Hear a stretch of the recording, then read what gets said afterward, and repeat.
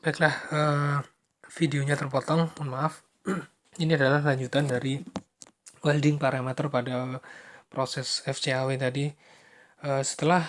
Selain orientation torque tadi atau electrode angle tadi, variabel selanjutnya adalah shielding gas flow. Ya. Yang ketujuh adalah seal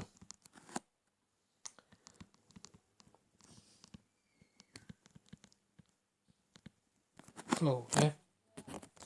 Apabila Anda berikan laju aliran yang terlalu rendah, ya. Apabila Anda berikan laju aliran yang terlalu rendah, misalkan 5 liter per menit, ya, maka gas yang keluar tidak akan cukup untuk melindungi weld pool itu, ya. Perlindungan tidak memadai. Perlindungan kurang, ya. Tidak cukup, sehingga akan menyebabkan porosity dan juga akan menyebabkan oksidasi. Terlebih pada material-material tertentu, misalkan yang cenderung untuk terjadi oksidasi, rawan oksidasi pada temperatur tinggi, gitu ya. Material-material yang reaktif, gitu ya. Namun sebaliknya, apabila Anda memberikan flow rate gas pelindung yang berlebih, ya, katakanlah 30 liter per menit, begitu ya, 35, gitu ya, atau flow rate-nya terlalu besar, lebih dari ketentuan yang ada di welding prosedur misalkan, maka ini akan mengakibatkan turbulensi. Pada akhirnya ketika turbulensi, justru aliran udara kacau akan bercampur dengan lingkungan atmosfer di sekitar busur las. Nah, ini akan sama saja dengan tanpa atau berkurangnya gas pelindung. Jadi, di laju aliran gas pelindung besar itu pada akhirnya akan sama saja dengan laju aliran yang kecil. Akibatnya apa? Bercampur dengan udara luar, hidrogen, oksigen masuk bercampur ke dalam well pool atau area zona las tadi. Jadi shielding gas ini kesimpulannya terlalu kurang, terlalu rendah juga tidak baik, terlalu besar juga tidak baik, ya. Selanjutnya adalah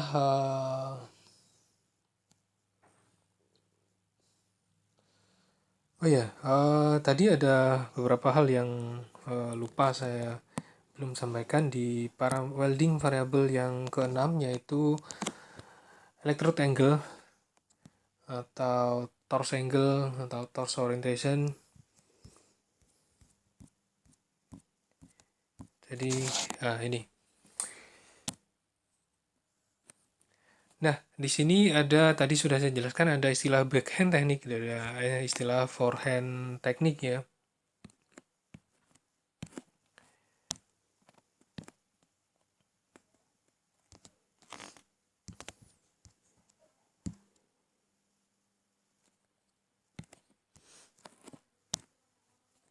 Nah, apabila Anda menggunakan backhand teknik, tadi efeknya adalah penetrasi lebih dalam, ya.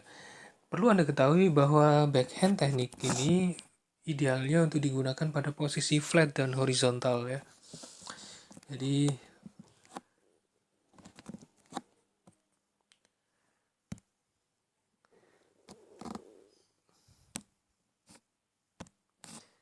yang trailing ini atau backhand teknik ini idealnya digunakan pada posisi flat dan horizontal position. Sedangkan apabila Anda forehand ini baiknya digunakan ketika Anda mengelas vertikal, up, dan overhead, ya. Tapi kekurangan dari backhand ini adalah, atau trailing ini, Anda akan susah melihat alur pengelasan. Anda akan susah melihat alur pengelasan karena alur ini akan tertutup oleh welding gun Anda, ya. Daripada Anda menggunakan maju yang pergerakannya maju leading seperti ini. alur ini akan terlihat di depan kita. Tapi kalau backhand, alur akan tertutup oleh ini. Misalkan ini alur las ya, akan tertutup oleh welding gun kita. Tuh ya. Kemudian kekurangannya apabila kita gunakan backhand teknik yang trailing ini penetrasi dalam ya. Maka ini rawan sekali terjadi bentrok ya.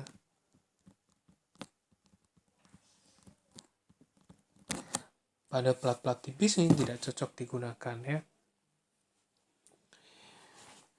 Tapi jika Anda gunakan forehand, bentrok itu akan relatif kecil kemungkinannya untuk terjadi ya.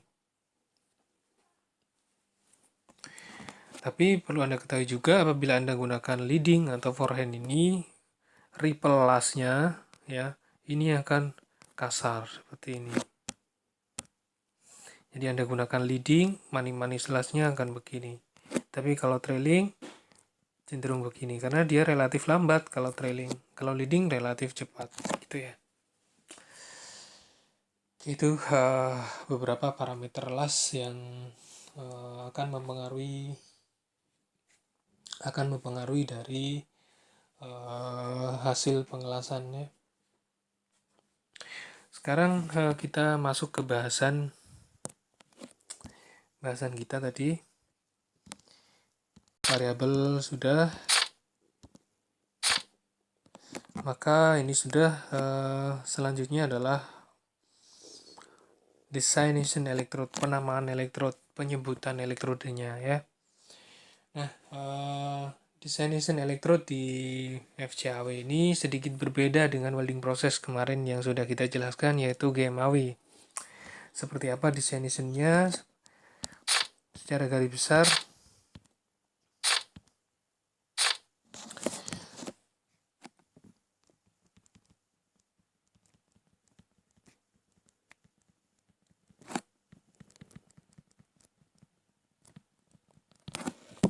Nah, secara garis besar designation electrode untuk FCAW ini dibagi 3, yaitu ada yang untuk mild steel, kemudian ada designation-nya untuk low alloy steel, dan ada untuk stainless steel.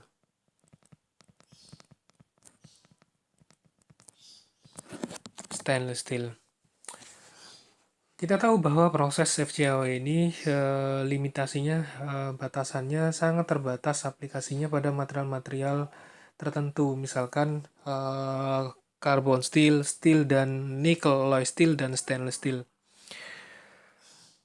Berbeda dengan GMAW yang lebih luas penggunaannya.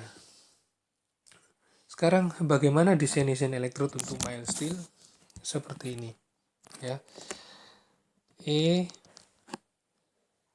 X T strip X M. Contoh misalkan E70 T strip 1 ya.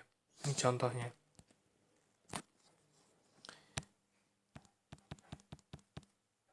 Nah, apa artinya dari kode-kode yang pertama ini? E ini menunjukkan elektroda. Ya, elektroda. Kemudian X yang pertama ini menunjukkan strength-nya. Minimum wet metal tensile strength-nya. Minimum wet metal tensile strength dikali 10.000 PSI. Jadi ini minimum ya. Minimum tensile strength.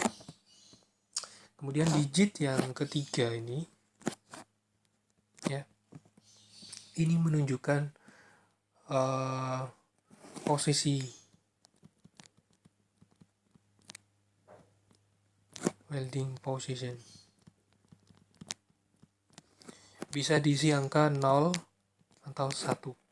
Kalau 0 ini berarti flat dan horizontal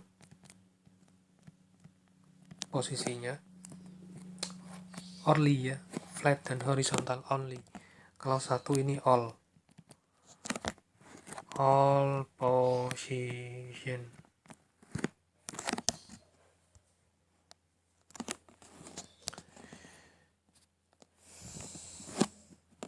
Kemudian setelah strip belum ya. Kemudian ada T. T ini menunjukkan flux core. Flux core electrode atau tubular. Ya. Kalau di game AW kemarin S ya. Kalau ini, dan kalau di game AW ada R-nya. ER ya. Jadi kalau E ini elektroda itu pasti ada flux.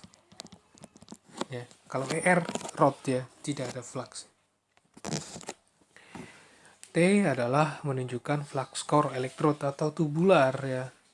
Dimana ketika dibelah secara melintang sudah kita lihat tadi isinya adalah flux di tengahnya. Kemudian X. X yang di sini ya. X yang di sini menunjukkan biasanya ada diisi angka 1 sampai 14. Yang menunjukkan usability-nya, kegunaannya ya. Kemudian bisa juga selain diisi oleh angka 1 sampai 14 ya, bisa juga ada tanda G, bisa diikuti oleh huruf S atau tidak. Misalkan saya kasih contoh, misalkan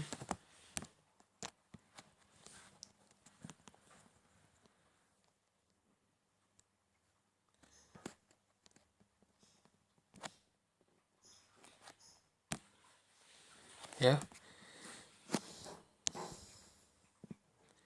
Jadi selain angka 14, 1 sampai 14 ini kadangkala atau bisa juga diisi dengan letter G.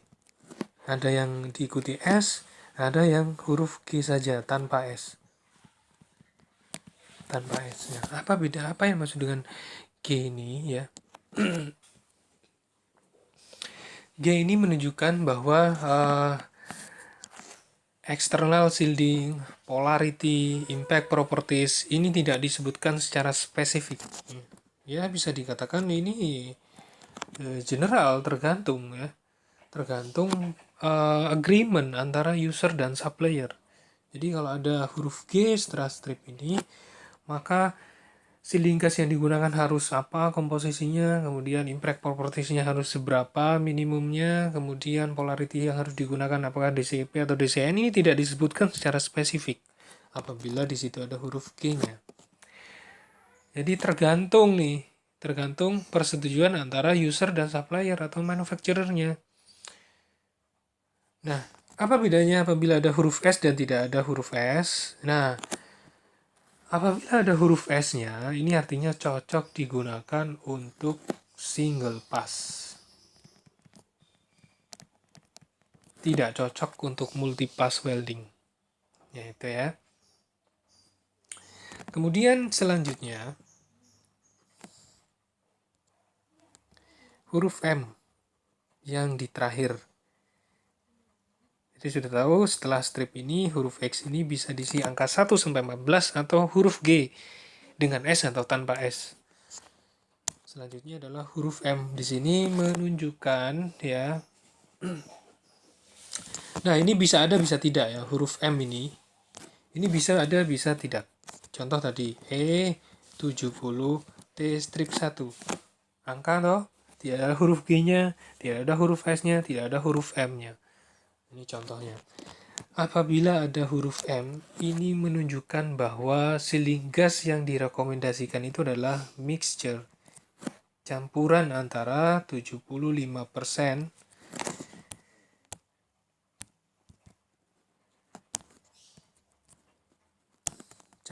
antara 75% sampai 80% argon ditambah dengan balance CO2. Itu kalau ada huruf M-nya. Jika tidak ada huruf M-nya, ya, jika huruf M ini tidak ada, maka direkomendasikan menggunakan CO2 100%. Atau bahkan direkomendasikan untuk bisa beroperasi pada self-shielded. Ya, itu adalah destination elektroda untuk mild steel. Jadi E yang pertama ini menunjukkan elektrodanya dengan flux, misalnya kalau ada E tanpa R. Digit yang kedua X ini menunjukkan strength-nya kali 10.000 psi. Kemudian X yang ketiga ini, digit ketiga ini menunjukkan welding position. Tadi bisa diisi angka 0 atau 1. 0 itu adalah flat dan horizontal position only. Angka 1 itu adalah all position. T ini menunjukkan flux core electrode yang tubular, dengan kata lain tubular gitu ya. Strip X yang pertama bisa angka 1 sampai 14, bisa juga diisi oleh huruf G diikuti S atau tanpa S. Tadi. Kemudian ada huruf M, bisa ada, bisa tidak. Jika ada berarti rekomendasi shielding gasnya adalah mixture antara 75% sampai 80% argon plus CO2. Nah, selanjutnya adalah designation elektroda untuk low alloy steel. Untuk low alloy steel, designation-nya sedikit berbeda. Ya.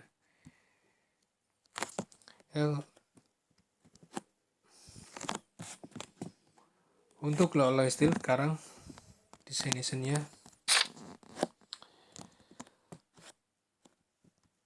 E X X T X strip X M. Ini untuk low alloy steel ya, dimana sama elektroda E ini menunjukkan elektroda sama dengan designation pada mild steel tadi. Digit ini juga sama, yang menunjukkan minimum tensile strength-nya. Kemudian digit ini juga menunjukkan welding position-nya 0 dan 1 ya. Welding position.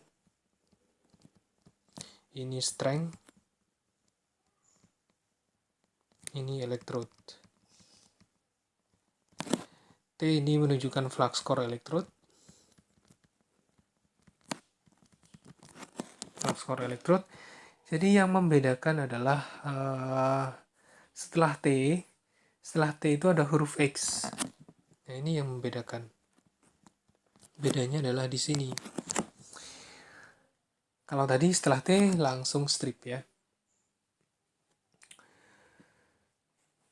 X yang ada di belakang T ini bisa diisi oleh angka 1, 4, 5, 6, 7, 8, 11. Atau bisa juga diisi oleh huruf letter G. Ya. Kalau diisi oleh huruf ini, angka-angka, bukan huruf, angka-angka 1, 4, 5, 6, 7, 8, 11 ini menunjukkan angka-angka ini, X ini menunjukkan usability-nya, kegunaannya. Apakah dia bisa beroperasi pada DCP atau DCN begitu ya. Bisa dilihat di tabelnya di AWS ya. Kemudian G, apabila ada huruf G, ini berarti select system, komposisi selectnya, fluxnya, kemudian shielding gas yang harus digunakan ini not specified. Sama seperti yang saya jelaskan tadi, jika ada huruf G ini sesuai dengan agreement antara user and supplier-nya ya. Sesuai dengan agreement antara user and supplier-nya. Kemudian setelah strip, yang membedakan lagi adalah ini. Setelah strip ada huruf X ya. Kalau di mild steel tadi diisi oleh angka 1 sampai 14, bisa G atau diikuti S atau enggak gitu ya. X yang di sini menunjukkan chemical composition.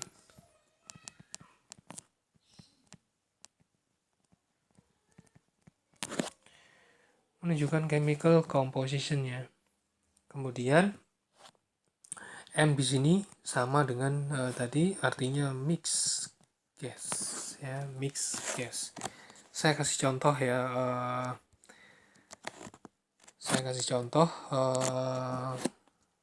misalnya adalah E X X T X strip B1 ya.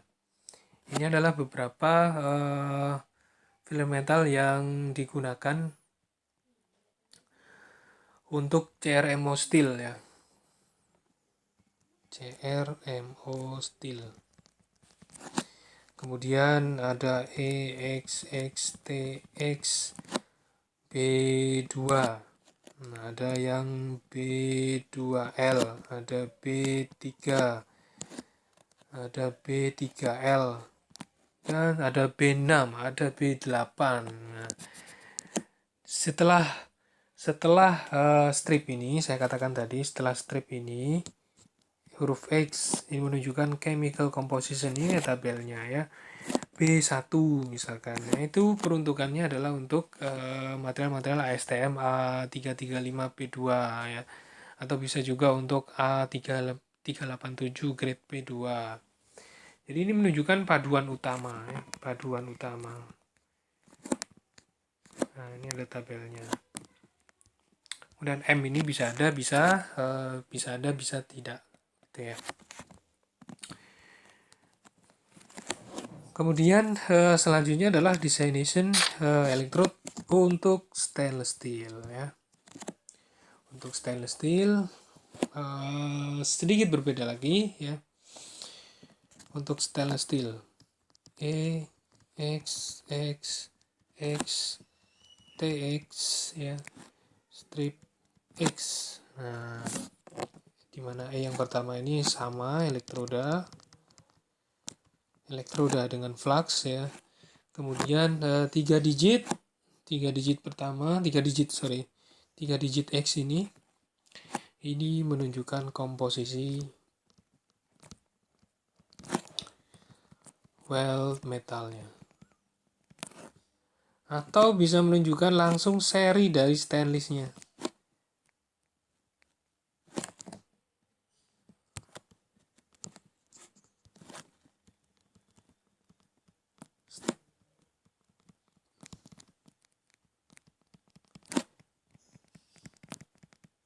Ya, stainless steel itu ada serinya, ada macam-macam ya. Secara garis besar ada austenitic, ada ferritic, ada duplex, ada martensitic, ada precipitation hardening.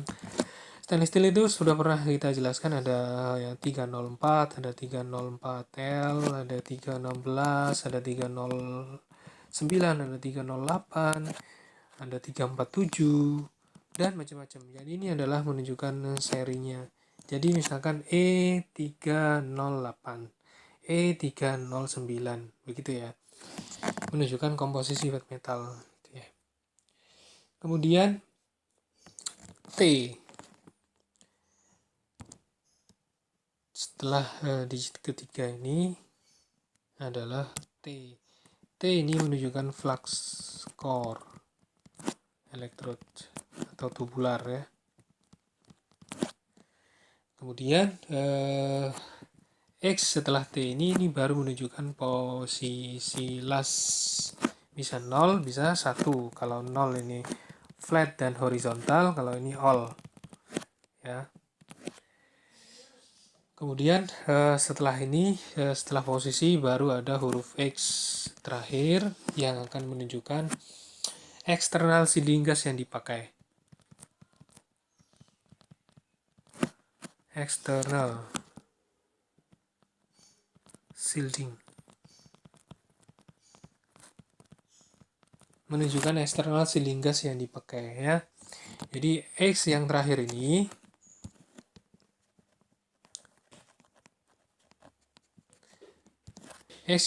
ini bisa angka 1 ya. Kalau ada angka 1 berarti dia CO2 100%. Kemudian bisa angka 3, ini artinya tanpa gas atau FCAWS ya, self shielded ya. Kemudian bisa juga huruf 4, ini menunjukkan mix 75 sampai 80 AR plus balance CO2 ya. Bisa juga diisi oleh huruf G, artinya not specified ya. Tergantung agreement antara user dan manufacturer atau suppliernya Ya, itu adalah desaination electrode ya. Kemudian setelah desaination electrode selesai, bahasan kita tadi outline-nya kita sampai di mana. Nah, shielding gas desaination electrode sudah. Sekarang kita masuk ke shielding gas ya. Nah, opsi shielding gas yang bisa digunakan di welding proses FCAW ini tidak banyak seperti GMAW. Opsinya hanya dua ya.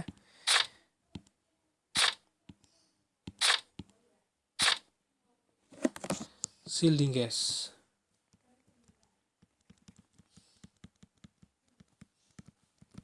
Opsinya hanya dua. Kalau nggak CO2, ya mixture antara argon dan CO2. Nah, biasanya ini argonnya 75 sampai 80 umumnya ya, paling banyak ya persen argonnya. Biasanya digunakan untuk pengelasan stainless steel ini yang mix. Ya, kalau carbon steel ya alloy steel biasanya CO2 aja. Nah, CO2 ini tidak reaktif di suhu ruang ya. Namun pada suhu tinggi, apabila kita gunakan CO2, di suhu tinggi dia akan terurai menjadi CO, karbon monoksida, dan oksigen. Ya. Ingat, sehingga ketika kita menggunakan shielding gas CO2, maka di lingkungan las itu akan menghasilkan kayak oksigen. Ya. Oksigen bisa saja ikut bergabung ke dalam well pool di situ. Namun tidak perlu khawatir, karena di dalam flux FCAW itu sudah ada deoxidizer, mangan silikon. Nah, ini yang akan mengikat oksigen yang masuk ini. Dia akan mengangkatnya membentuk oksida ke permukaan mengapung bersama slag gitu ya. Nama saja sudah deoksidator. Nah, apabila kita gunakan CO2 ini akan memiliki pengaruh ya. Ini kan gas aktif, reaktif ya, ikut mempengaruhi mechanical properties ya, komposisi kimia dari wet metal. Nah, pengaruhnya unik ya CO2 ini terhadap kadar karbon pada logam dasar atau base metal. Bisa saja nanti kadar karbon ini bisa meningkat, bisa berkurang, justru berkurang, tergantung ya. Jadi bisa saja terjadi karburisasi, bisa juga terjadi dekarburisasi. Ya, jika kadar karbon dari wet metal itu kurang dari 0,05%, ya, ini cenderung terjadi karburisasi ya. Jika kadar karbon itu kurang dari 0,05%, maka ini wet metal akan menyerap karbon dari oksigen yang dihasilkan ini. Ya, jadi jika kadar karbon di wet metal itu kurang dari 0,05%, maka oksigen yang ada di sekitarnya cenderung terserap ya. Namanya difusi ya. Karena ini rendah. Namun sebaliknya jika C wet metal cukup besar, lebih dari 0,1%, maka terjadi sebaliknya, terjadi dekarburisasi. Jadi karbon yang ada di wet metal cenderung berdifusi keluar sehingga terjadi dekarburisasi, penurunan kadar karbon. Nah, itu yang disebut dengan unik tadi. Nah, sekarang gas yang mix ya antara argon dan CO2. Umumnya 75 sampai 80 argonnya.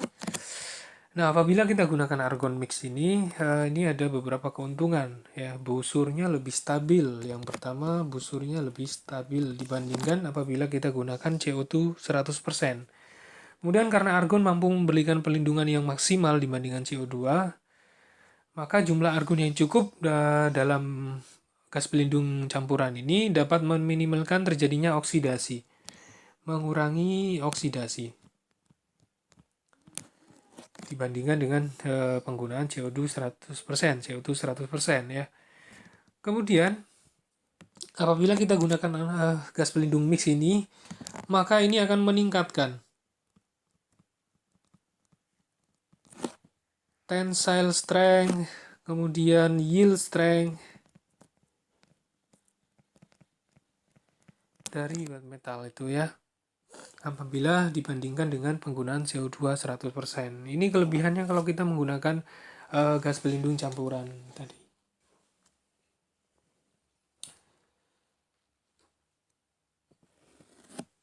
sekarang itu adalah beberapa opsi gas pelindung yang bisa digunakan untuk FCAW ya. Jadi kalau nggak CO2 100%, ya mix antara argon plus CO2.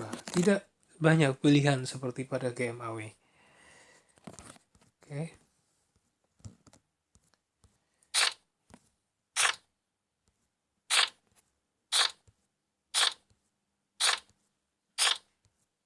Nah, sekarang silingga sudah, maka yang terakhir adalah kita di penutup video ini kita akan bicara tentang kelebihan dan kekurangan dari flux core arc welding ya. Terakhir adalah kita akan bicara tentang kelebihan dan kekurangan.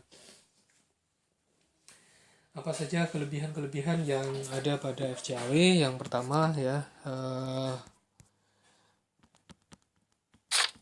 sorry HP saya lemot ya. Waktunya ganti.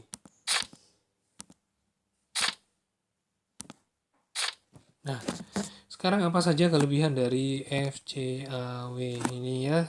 Positifnya adalah, advantage-nya adalah yang pertama produktivitasnya tinggi ya.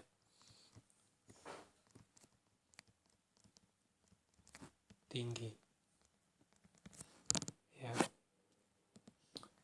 Produktivitas tinggi dibandingkan dengan SMAW dan GMAW ya. Kenapa saya bandingkan dengan GMAW juga lebih tinggi? Karena deposition rate-nya pada FCAW lebih tinggi daripada GMAW. Flux core wire deposition rate lebih tinggi daripada solid wire ya. Sehingga kecepatan ngisi kampuh, ngisi alur lebih cepat. Walaupun di sisi lain secara keseluruhan mempersyaratkan adanya pembersihan slag ya. Kelebihan yang keduanya adalah deposition. Deposition rate tinggi ya. Kemudian yang ketiga adalah lebih toleran terhadap adanya kontaminan. Ya, dalam kata lain, walaupun base metalnya ada agak sedikit kotor, no problem. Karena ada banyak unsur-unsur deoxidizer di dalam flux yang ada di core wire dari FCAW ya. Lebih toleran terhadap pengotor. Ya. Tapi kalau GMAW materialnya lembab dikit, ada oli, ada grease ya harus dibersihkan karena perlindungannya hanya mengandalkan dari gas. Ini ada gas, ada slag yang melindungi ya. Ada flux yang melindungi ya. Kemudian resist terhadap tahan ya. Resist terhadap underbit crack.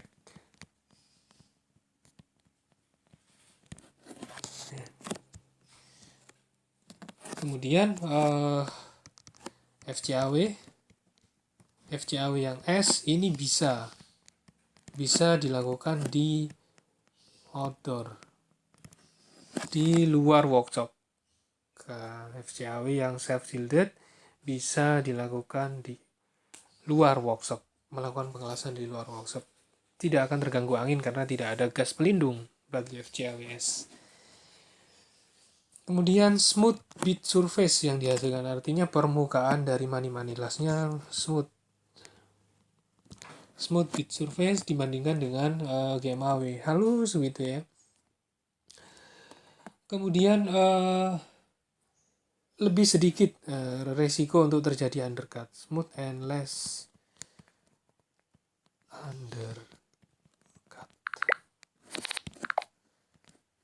ya, dibandingkan dengan GMAW. Itu beberapa kelebihan daripada FCAW. Kemudian apa saja disadvantage-nya? Ada kekurangannya. Yang pertama adalah mahal, tentu sudah mahal ya, relatif mahal, lebih mahal daripada Cutlass Solid ya, karena ini adalah dalamnya ada kayak coklatos ya, dibandingkan dengan yang solid, yang flux atau tubular ini mahal ya, karena produksinya juga lebih rumit daripada yang solid biasa, relatif lebih mahal. Kemudian asapnya banyak asap, banyak asap ya. Kenapa banyak asap? Karena ada flux yang terbakar. Sehingga kalau kita gunakan FCAW di dalam booth atau di dalam workshop ini perlu exhaust ya. Perlu exhaust. Perlu exhaust ya. Butuh exhaust supaya menyedot asapnya itu ya. Kemudian menghasilkan slag yang perlu dibersihkan ya, perlu cleaning antar pas. Ini memakan waktu ya. Kemudian kekurangannya adalah terbatas pada steel, baja, kemudian nickel base alloy, stainless steel juga ya. Artinya penggunaannya tidak seluas GMAW. GMAW bisa aluminium, bisa logam, banyak logam lain yang bisa dilas dengan GMAW. Kemudian gas pelindung bisa tersapu angin.